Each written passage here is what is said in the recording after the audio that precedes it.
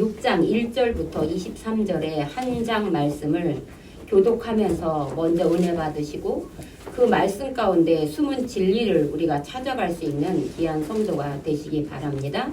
로마서 6장 1절부터 23절의 말씀입니다.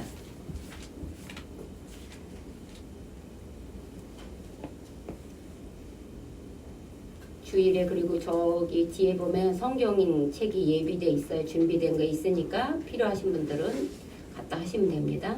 그런즉 우리가 무슨 말을 하리요? 은혜를 더하게 하려고 죄에 거하겠느냐? 그럴 수 없느니라. 죄에 대하여 죽은 우리가 오직 그 가운데 더 살리요. 무릇 그리스도 예수와 합하여 세례를 받은 우리는 그의 죽으심과 합하여 세례를 받은 줄을 알지 못하느냐? 그러므로 우리가 그의 죽으심과 합하여 세례를 받음으로 그와 함께 장사되었나니 이는 아버지의 영광으로 말미암아 그리스도를 죽은 자 가운데서 살리심과 같이 우리로 또한 새 생명 가운데서 행하게 하려 합니다. 만일 우리가 그의 죽으심과 같은 모양으로 연합한 자가 되었으면 또한 그의 부활과 같은 모양으로 연합한 자도 되리라.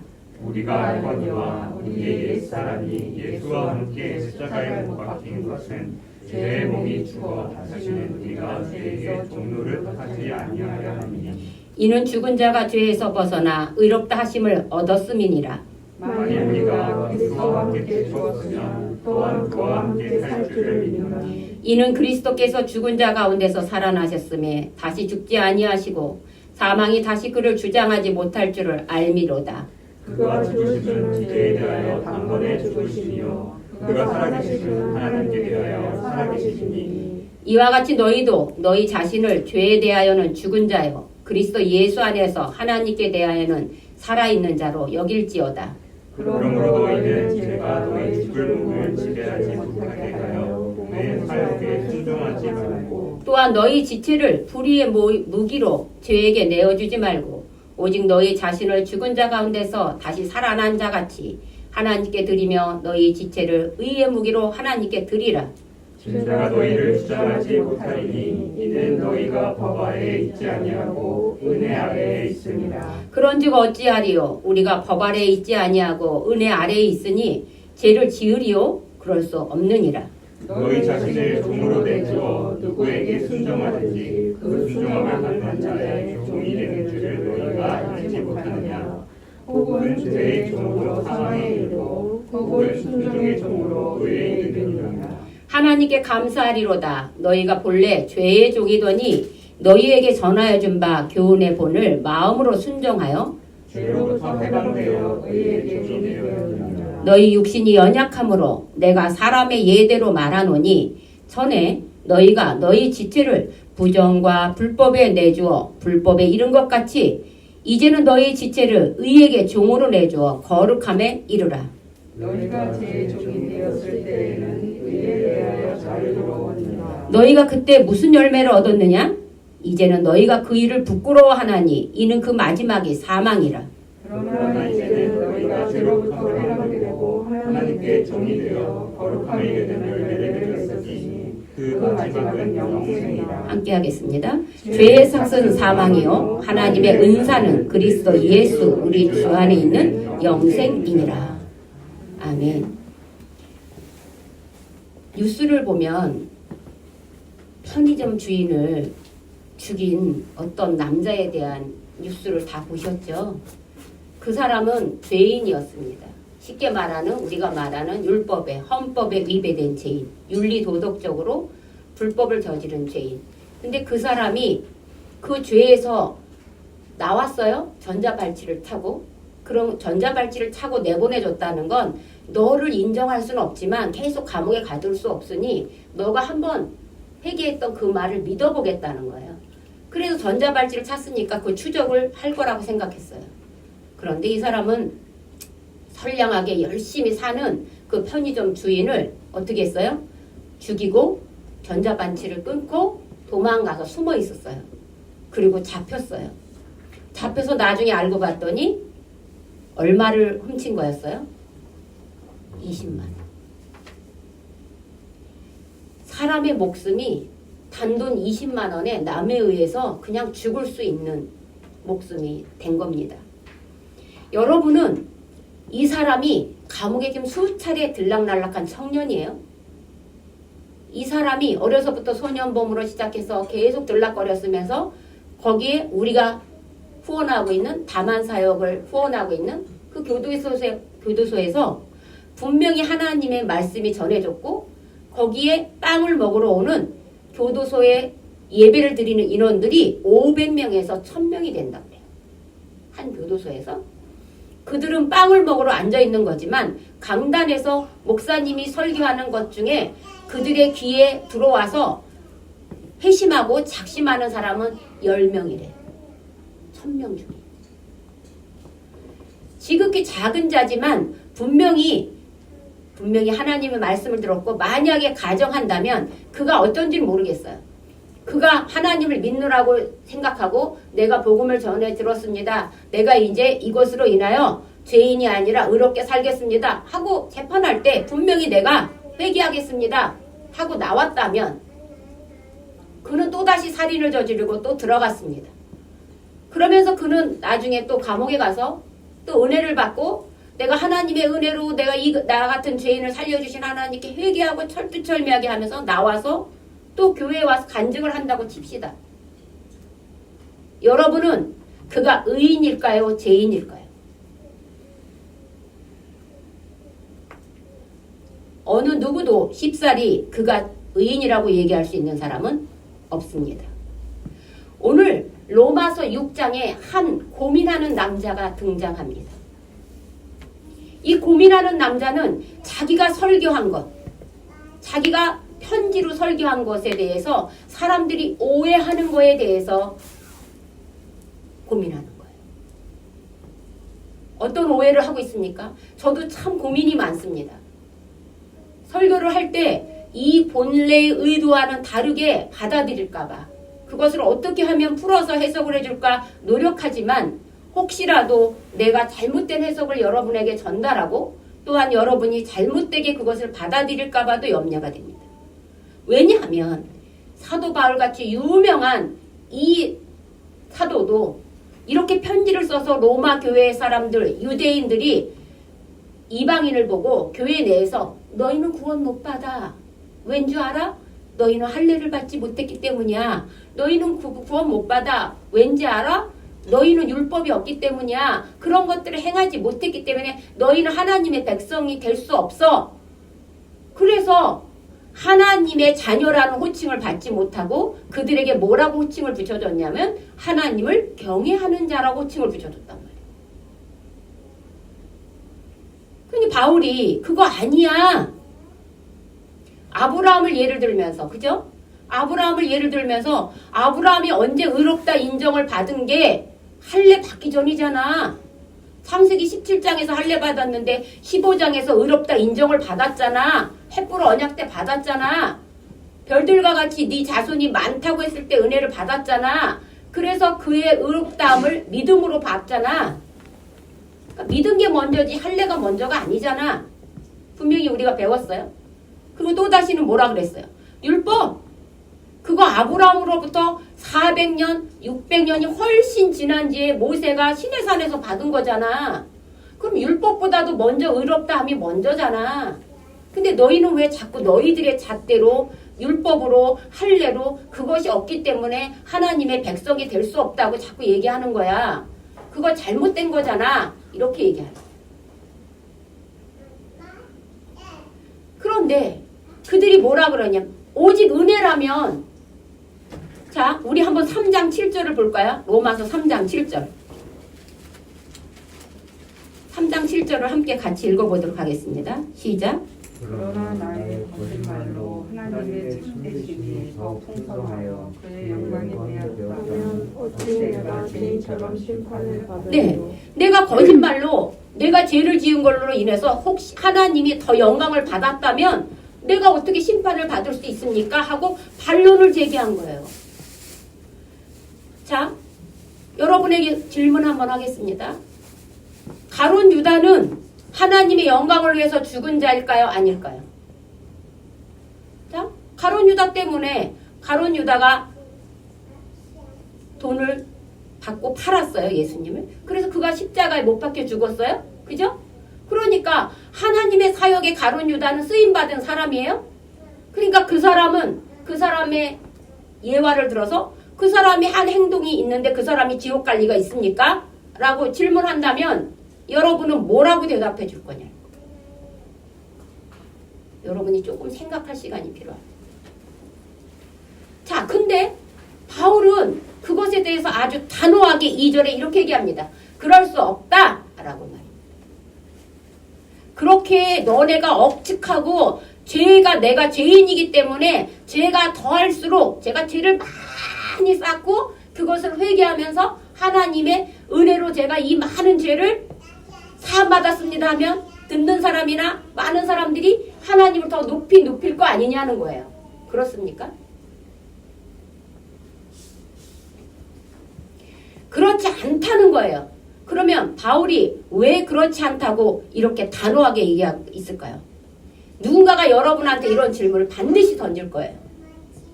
자, 보십시오. 근데 바울은 우리에게 이렇게 얘기하고 있습니다. 우리는 한번 죽은 사람이라. 우리 은기에게 물어볼게요. 은기는 죽었어요? 안 죽었어요. 근데 바울은 왜 죽었다 그래요? 고은이 오늘 기도했는데 고은이 죽었어요? 할아버지처럼 낙원에 갔다 왔어요? 안 죽었죠. 그런데 오늘 분명히 2절에 죄에 대해서 죽은 우리가 어찌 그 가운데 더 살리요? 라고 분명히 바울이 얘기해요. 그럼 우리는 죽지 않았는데 한 번 죽었던 사람이라고 바울이 얘기해요. 그 죽었다는 게 뭘 의미합니까? 바로 예수 그리스도가 우리를 위하여 십자가에 뭐 해주셨어요? 죄를 어떻게 했어요? 갚아주셨어요. 내가 5천만 원의 빚이 있는데 나는 갚을 능력이 없어 도저히. 그런데 우리 장 집사님이 저를 위해서 5천만 원을 갚아줬어요. 그럼 나는 빚진 자예요? 아니에요? 아니에요. 우리가 죄가 있었는데 내 죄값을 누가 대신해서 갚아줬다고요? 예수님이 단번에 화목제물로 갚아주셨어요. 그러니까 우리는 죄인이에요? 아니에요? 아니라는 거예요. 그러니까는 예수님이 그 죄를 위해서 십자가에 죽으셨어요. 그죠? 그러니까 우리는 죄에 대해서 죽었어요? 안 죽었어요? 죽었어요. 그래서 한 번 죽은 거예요. 그래서 여러분, 여름 수련회 지금 코로나 터지기 전에 여름 수련회 가면 항상 하는 게 뭐예요, 여러분? 예전에 많이 했었죠, 학생회 때, 청년회 때. 십자가에다가 내 제목을 다 적어갖고 거기다 망치로 탕탕탕 박는 거예요. 그게 죽었다는 거예요. 그러니까 우리는 이미 뭐에 대해서 한 번 죽은 사람이라고요? 죄에 대해서 한 번 죽은 사람이에요. 죄에 대해서 계속해서 죽었기 때문에 그것을 오늘 뭐라고 얘기하냐면 예수 그리스도와 연합한 자라고 얘기하는 거예요. 내 육체는 죽지 않았지만 예수님께서 내 죄값으로 단번에 죽어주셨으니까 우리도 연합된 자기 때문에 그것을 믿기 때문에 죽은 거예요. 이해되셨습니까? 자, 그러면 바울은 분명히 얘기했어요. 그것을 믿는 사람들이 뭘 받아서 그걸 증거로 얘기해요? 4절에 3절에 세례라는 거예요. 세례. 자, 여러분, 제가 세례에 대해서 얘기했어요. 우리는 세례를 할 때 성부, 성자, 성령의 이름으로 세례를 베푸노라 그래요. 그럼 우리가 뭐라 그래요? 아멘 그래요. 근데 예전에는 세례가 어땠어요? 침례였어요. 침례. 그래서 요단강이 넘칠 때 거기 가서 마음을 감을 때가 아닙니다. 넘칠 때 거기 가서 어떻게 해요? 흰옷을 입고 푹 담겨요. 그래서 물가에서 내 숨이 꽉 눌러요. 사제가. 그러면 내가 숨을 쉬다 못해 이제 코로 숨을 쉬다가 꼬르꼬르꼬르꼬르 이렇게 기포가 올라올 때 어떻게 하는 줄 아세요? 손을 슬그머니 띄세요. 그럼 우리가 그러고 올라오는 거예요. 그러니까 우리는 세례 받을 때 우리의 육신은 이미 어떻게 된 거예요? 죽은 거예요. 여러분 다 세례 받으셨다고 성찬식 하죠? 세례식 이거 하죠, 성만찬. 그러면 이미 여러분은 이미 예수를 믿은 거고 죄에서 죽은 자들이에요. 자, 그러면 죄에서는 죽어. 우리가 예수 그리스도와 연합하여 죄에선 죽어. 그거를 증거가 뭐예요? 세례를 받았다는 거예요. 그런데 세례 요한이 물로 세례를 주는 자예요. 엄청 유명한 자요. 세례를 주면서 행함 없이는 절대 세례를 안 준 자예요. 그런 그 세례 요한도 뭐라고 얘기했냐면 다 오실 그이가 당신입니까? 라고 얘기하는데 그때 나는 아니야.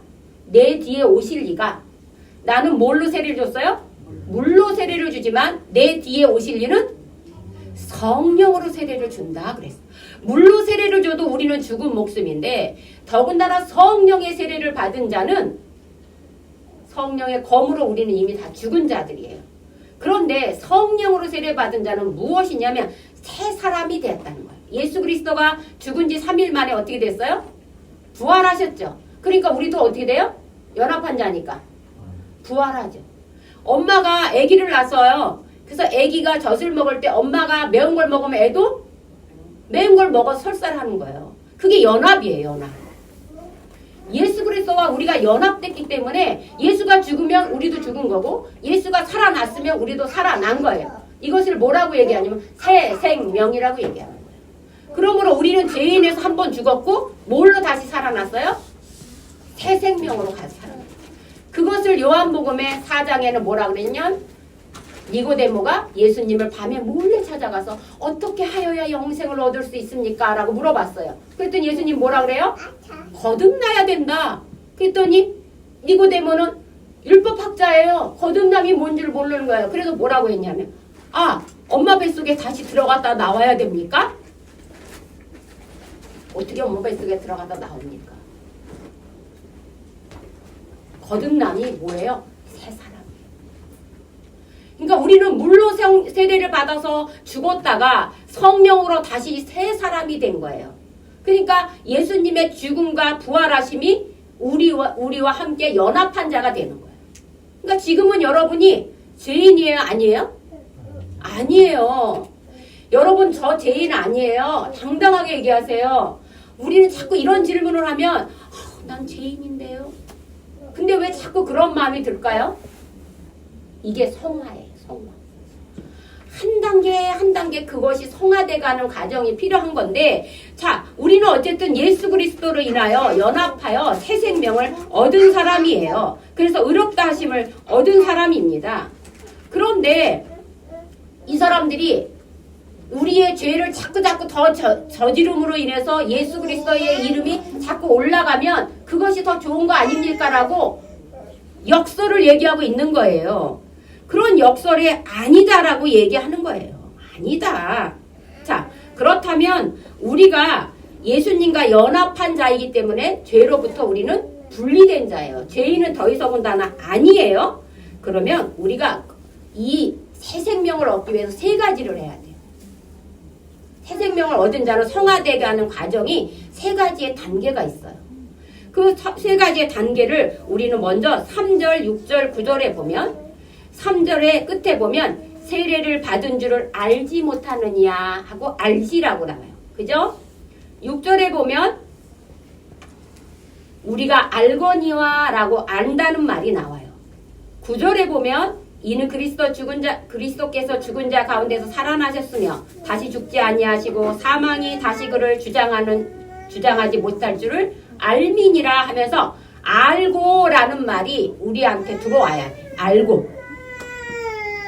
이 알고라는 말은 뭐에 대한 얘기냐면 바로 뭘 알아야 된다는 거예요? 우리가 세례를 받음으로 그와 장사되어 죽었다는 걸 알아야 된다. 근데 우리는 지금 설교를 통해서 알았어요. 그죠? 알고가 됐어요. 여러분 혹시 공소권 없음이라는 재판 용어를 아세요? 죄를 받을 수 있는 기간이 지났어. 그래서 더 이상 죄인이 아니야. 우리가 지금 바로 그런 사람들이에요. 우리는 죄로부터 이미 뭐가 된 거예요? 공소권 없음이 된 거예요. 그러니까 우리가 죄인이 아닌데 자꾸 죄인이라고 얘기를 한다는 거예요. 그걸 알아야 되는 거예요. 우리가 예수 그리스도의 십자가에 못 박힌 벌써 2000년 전에 이미 우리는 공소권 없음이 된 거예요. 그게 왜 그러냐면 우리가 믿었기 때문에. 그걸 알아야 돼요, 여러분이. 그래서 이제 어디 가서도 우리가 죄인입니다라는 얘기를 하면 안 돼요. 두 번째는 11절에 보시면 이와 같이 너희도 너희 자신을 죄에 대해서는 죽은 자요 그리스도 예수 안에서 하나님께 대하여 살아있는 자로 여길지니라 라는 말이 나와요. 이것이 여기고예요. 여기고. 여기기로한 말은 억지로 이해하는 뜻으로 생각할 수도 있는데 문맥으로 보면 이게 현재 진행형이에요. 현재 진행형 명령형이에요. 더군다나. 그러면 뭐예요? 내가 예수와 함께 아까 죽었다는 걸 알았죠. 그럼 그걸 뭘 알아야 돼요? 다시 살아났다는 사실에 알고 새 생명을 얻었으니까 그것에 그치지 말고 현재 진행형 명령형이라고 제가 얘기했어요. 계속 그것을 우리가 기억하면서 하나님의 말씀에 맞게 롤모델을 설정해야 돼요. 그 롤모델이 누구예요? 예수 그리스도의 삶이에요. 그러니까 여기서 여기고라는 말은 이 사실을 생각하고 그것에 의지하면서 가라는 거예요. 여긴다는 말.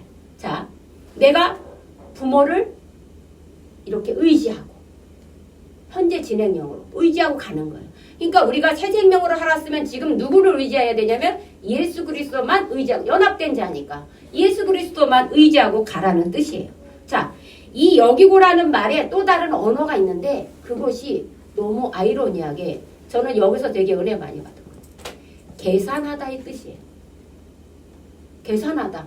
아, 우리 밥 먹으면 뭐 해야 돼요? 계산해야 되죠. 값을 지불해야 되죠. 이것이 계산하다의 뜻인데 이것이 우리가 언젠가 우리도 우리의 삶을 어떻게 해야 돼요? 결산할 때가 와요.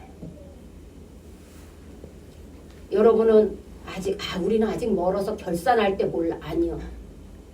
아까 그렇게 악독한 사람에 의해서 우리가 언제 죽을지도 몰라요. 그렇게 죽으면 안 되겠지만 아무튼 우리도 언젠가는 그게 언젠지는 알 수 없어요. 결산할 때가 온다는 거예요. 아까 고은이가 기도했지만 할아버지는 지금 저는 오히려 행복한 사람이라고 생각해요. 죽음을 그렇게 오래 고통을 겪지도 않으시고 막 악을 쓰면서 안 죽으려고 아둥바둥하다 죽는 분이 계신데 정말로 편안하게 주무시다 가시고 그리고 지금도 믿고 가셨고 지금도 낙원의 아브라함 품에 있으면서 또다시 우리의 자녀들이 나와 함께 낙원에 올 것을 기대하고 계실 거라. 단 한 가지 그 할아버지가 안타까워하는 것은 무엇일까요? 내가 낳은 내 자녀들이 그곳에 못 올까? 그거 하나 안타까워하지 않을까요? 저는 그래서 우리의 인생의 목적이 어디에 있냐, 목표가 어디에 있냐. 지금 이 땅에서는 기껏해야 120년이에요. 근데 천국에서는 영원히 살아야 돼. 지옥도 영원히 살아야 돼. 그러면 내가 낳은 내 자녀들, 하나님 나에게 축복한 내 친척들이 저곳에 가서도 우리는 원수는 만나고 싶지 않잖아요. 근데 내 사랑하는 친척들, 내 사랑하는 가족은 만나고 싶을 거 아니에요. 그곳에서 영원히 못 올까 봐 걱정이 될 것 같아요. 그래서 우리가 때를 얻든지 못 얻든지 복음을 전해야 돼요. 선택은 본인들이 하는 거예요. 내가 복음을 전하다가 내가 욕을 먹어. 저 사람은 말만 하면 예수의 얘기를 해. 그게 뭐예요? 우리한테? 고난이에요. 근데 그 고난이 우리한테는 유익이 돼요. 거기에 낙심하고 절망하면 우리는 자꾸 새 생명을 얻은 자가 아닌 거예요. 아무튼 계산해야 되는데 여기에 우리의 결산서에서 예수를 믿으면 굉장히 답이 심플해요. 저는 우리 교회에 2022년 결산을 하느냐고 열흘을 막 골머리를 썩어가며 그 계산을 마쳤는데 우리의 계산은 나중에 예수와 함께 연합했으면 흑자예요. 근데 내가 예수와 함께 연합하지 않았으면 적자예요. 답은 정해져 있어요. 이 여기고라는 말이 계산하다는 말이에요. 그러니까 너희가 언젠가는 내가 결산할 것을 알고 삶을 살으라는 거예요. 그러니까 믿어야 될 사람은 오로지 의지해야 될 사람 누구예요? 예수 그리스도예요. 지금 하리가 엄마, 아빠. 지금 제 인생의 전부는 다 뭐예요? 엄마고 아빠예요. 그 중에 엄마예요. 우리 인생의 전부는 예수 그리스도가 돼야 되는 거예요. 세 번째, 새 사람을 입은 우리가 해야 될 거. 아까 새 사람을 입은 우리가 해야 될 거 세 가지라고 얘기했어요. 아까는 알아야 된다 그래서 우리는 그걸 알았어요. 그죠? 아, 예수님을 십자가 못 박혀 죽었으면 우리도 죽은 거야. 그럼 예수님이 부활했으니까 우리가 새 사람으로 거듭난 거야. 그리고 알았어요. 그리고 여기라 그랬어. 그분을 전적으로 믿고 신뢰해야 돼. 왜? 결산할 때가 오니까. 고은이가 지금 돈을 못 버는데 고은이가 아빠가 카드를 줬어. 그래서 어떤 일이 있을 때 그 카드를 썼어. 그럼 고은이의 책임이야? 아빠의 책임이야? 아빠 책임이야. 예수 그리스도가 우리한테 그런 분인 거야. 예수 그리스도와 연합하면 그 예수 그리스도가 우리의 모든 것을 책임져 준다는 전적인 신뢰를 여기고 있어야 된다. 세 번째가 바로 13절을 읽어보겠습니다. 13절입니다. 같이 시작. 또한 너희의 지체를 불의의 모기로 죄에게 내주지 말고 오직 너희 자신을 죽은 자 가운데서 다시 살아난 자 같이 하나님께 드리면 너희의 지체를 의의 무기로 하나님께 드리라. 여기 보면 중복적인 단어가 뭐예요? 드리라는 게 나와요. 드리라. 드리라는 말. 그러면 우리가 드릴 것이 뭐가 있냐? 드리기 전에 해야 될 것이 뭐냐? 너희 지체를 불의의 무기로 죄에게 넣어주지 말고 라고 되어 있어요. 그러면 드리기 전에 먼저 해야 될 게 뭐냐면 결단이 있어요. 결단. 근데 이 결단이 여러분 어디에 나올까요? 결단이. 바로 구약성경 창세기의 자유의지예요. 하나님께서 세상을 창조해 놓으시고 좋았어요. 좋았더라. 그리고 마지막에 자기 영을 부어서 사람에게 생명을 부어주시고 뭐라 그랬어요? 심히 좋아. 우리는 하나님이 심히 좋아해서 만든 사람들이에요. 그러면서 하나님께서 내가 심히 좋아서 만났지만 처음부터 그럼 죄라는 것을 짓지 않도록 해야 되는데 하나님이 왜 그럼 우리에게 자유의지를 주셨을까요? 자유의지를 딱 두 가지 준 거예요. 생명나무와 선악을 알게 하는 나무는 절대로 먹지 말라. 나머진 다 해. 근데 이 두 가지만 하지 마. 나머지 10분의 9는 다 너희가 가져. 10분의 1은 나한테 가져. 여기다 점 하나를 그려놓으면 여러분 이게 뭐가 보이십니까? 그럼 물어보면 여러분 다 100이면 100 점이 보인다고 얘기해요. 하나님이 준 거는 이렇게 무한대인데 우리는 자꾸 점만 봐요. 내가 가지지 못한 거에 대해서 왜 갈증이 그렇게 많은지 모르겠어요. 이것이 하나님에 대한 사랑을 표현하는 건데 얘가 내 말을 듣나 안 듣나 시험하는 게 하나의 점인 거예요. 근데 이 점이 너무 크게 확대돼서 내 안에 들어오니까 그 점이 온통 차지했으면 좋겠다는 욕심, 탐심. 이 탐심이 뭘 만든 거예요? 하나님처럼 되고 싶은 죄를 만든 거예요. 그러니까 13절에 나온 드리라라는 말, 드리기 전에 해야 될 일이 결코 우리의 몸을 불의의 무기로 죄에게 내어주지 말고 하나님에게 의의 무기로 드리라고 말하고 하는 거예요. 그러면 이게 뭐예요? 육신의 욕심에 사로잡히지 말고. 아까 고은이가 기도했죠. 물질로도, 병적으로도, 돈으로도. 그죠? 근데 우리는 자꾸 그 점에 관심이 많아서 이것이 전제 조건이 되지 않고 자꾸 그쪽으로 가고 있어요. 욕심대로 사는 삶이 아니라 새 사람이 되었으면 하나님께 드리는 삶. 점만 보이는 것이 아니라 하나님이 베푼 하얀 도화지 속의 은혜. 이것이 점점 내 눈에 크게 보여요. 클로즈업 돼야 되는 거예요. 점이 클로즈업 되는 게 아니라. 그렇기 때문에 우리는 의인의 종으로 살 것인지 죄인의 종으로 살 것인지 선택해야 돼요. 결단해야 돼요. 이게 자유의지예요. 그러면서 우리가 선택했어요. 예수 그리스도를. 그죠? 수많은 사람들에게 복음을 전해도 안 믿는 사람이 많은데 우리는 엄마가 믿었건 아버지가 믿었건 누구 친구가 전도했건 우리는 뭐예요? 예수를 믿었어요.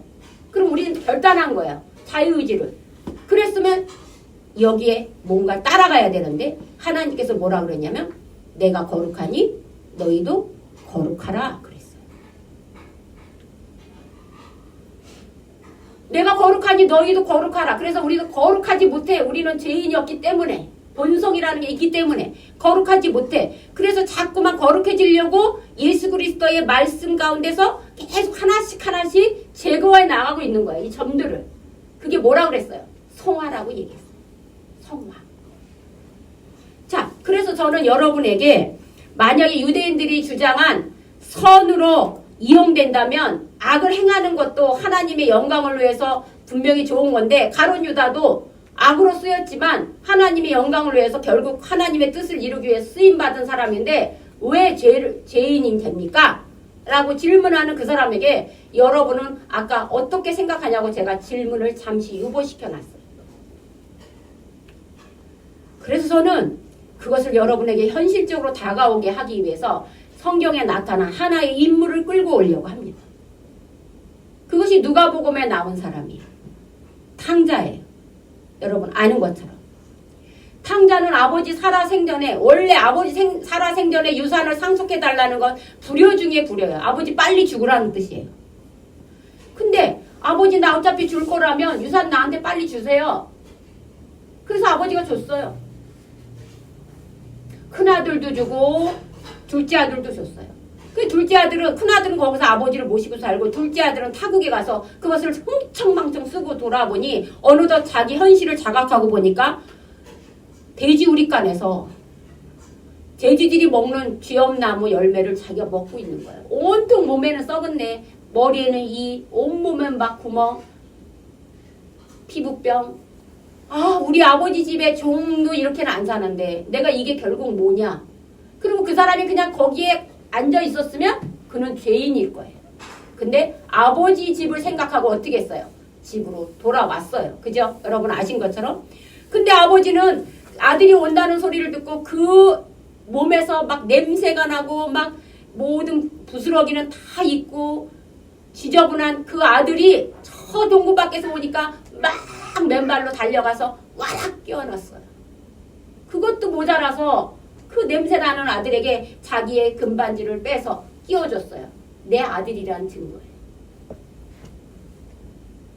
그리고 그것도 모자라서 마을 사람들에게 떠나갔던 내 아들이 다시 돌아왔다고 자기 지위를 찾아주기 위해서 송아지를 잡고 찬치를 벌여줬어요.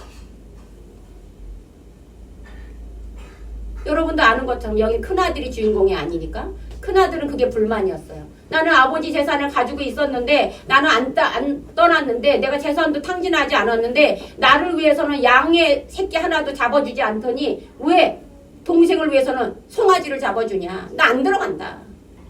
그때 아버지가 와서 그 큰아들도 꼭 껴안아줬어요. 얘 내가 가진 것이 다 내 것이 아니냐. 근데 죽었다가 살아온 동생에게 그거 하나 해주는 것이 뭐 그렇게 화날 일이냐. 그럼 여러분에게 다시 한번 질문을 던지는 거예요. 자, 큰아들처럼 아버지 걸 가져가서 강청망청 써가지고 다 버리고 돌아오기만 해도 아버지가 또 주는데 여러분은 아버지 돈을 가지고 또 나가고 그 둘째 아들이 또 나갔다고 생각하실까요? 미루. 그 둘째 아들이 한 번 해봤더니 아버지가 나를 용서해줬어. 그러니까 또 돈 받아서 또 나갔다고 생각할까요? 아니라는 거예요. 왜 아닐까요? 왜 아니에요? 바울이 거기에 이렇게 얘기해 줬습니다. 답으로 우리 한번 보도록 하겠습니다.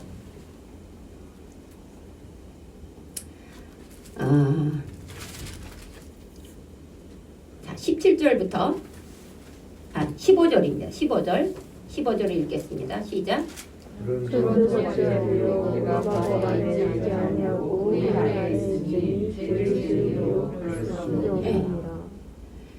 그러니까 이 사람은 지금 뭘 깨달았어요? 둘째 아들은 은혜를 깨달았다. 부모님의 은혜를 깨달았어요. 그러니까 죄를 지을 수가 없는 거예요. 그래서 세례를 성령의 세례를 받았기 때문에 내 안에 성령이 계시죠. 그러니까 성령이 죄를 짓게 하지 않는 거예요. 그래서 뭐라 그러냐면 우리에게 17절을 같이 읽어주겠습니다. 17절. 너희에게 사실하리로다 너희가 본래 죄를 지은 너희에게 전하리라 그 은혜 복을 18절. 네. 우리는 그래서 은혜를 받았기 때문에 죄의 종에서 의의 종으로 우리의 자유의지가 결정되고 하나님의 은혜의 삶을 살게 된 거예요. 근데 우리가 아까 제가 말한 것처럼 19절에 너희 육신이 연약함으로 우리는 이것을 지켜나갈 힘이 없어요. 그죠? 우리 힘은 연약해서 지킬 수가 없어요. 그럼에도 불구하고 19절 끝에 내주어 거룩함에 이르라고 얘기했어요. 근데 죄의 종의 열매는 21절에 사망이라고 얘기했어요. 그러니까 아직도 예수 그리스도와 함께 십자가에 죽지 못하고 예수를 메시아로 믿지 않는 사람은 뭐밖에 없는 거야. 사망밖에 없는 거야. 지옥밖에 없는 거야. 아무리 우리한테 이기주의 종교라고 얘기해도 우리는 답을 그렇게밖에 얘기할 수가 없어요. 하나님을 믿으면 천국이 나의 영생이 되는 거고 하나님을 믿지 않으면 아무리 그 사람이 율법적으로 선한 행위를 한다고 해도 안 되는 거예요. 그래서 제가 이번에 우리 교회에 이제 전도 세미나를 가려고 해요. 저는 원래 이 말씀으로 사역을 감당하려고 하는 사람이지 막 길에 가서 막 붙잡고 막 전도하고 이러는 거에는 관심이 없는 사람 중에 하나였어요. 근데 계속 이 얘기를 들으면서 내 식구가 예를 들어서 나는 가서 기다리고 있는데 못 오면 어떻게 할까? 그래서 일단 1차적으로는 내 집에 있는 사람들을 전도해야 되는 거고 2차적으로는 듣든지 안 듣든지 길에 나가서 전해야 되는 것이 사역이에요. 근데 우리가 알고 나가서 전해요. 그래서 체계적으로 전도 세미나를 가서 이제 우리 교회 교인들과 3명만 조직이 되면 이것을 할 수 있다고 하니 일주일에 한 번 정도는 이렇게 전도를 하려고 합니다. 그리고 우리 청년들도 이것에 동참하셔도 되고요. 그리고 토요일 같은 때 목사님 저희가 교회를 청소하겠습니다. 저희가 이번에는 주방 봉사를 하겠습니다. 교회를 위해서 무엇인가 내가 해야 될 일이 무엇인가를 아까 고은이가 그렇게 기도했잖아요.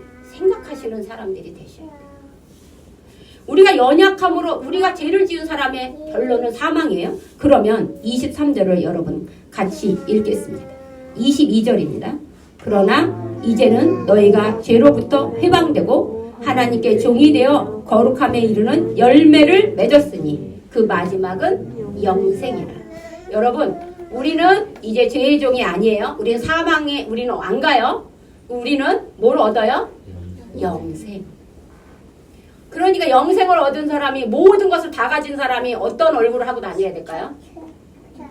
그렇죠. 행복한 얼굴. 근심 걱정이 없는 얼굴. 그런 얼굴을 하고 다니는 여러분이 되셔야 됩니다.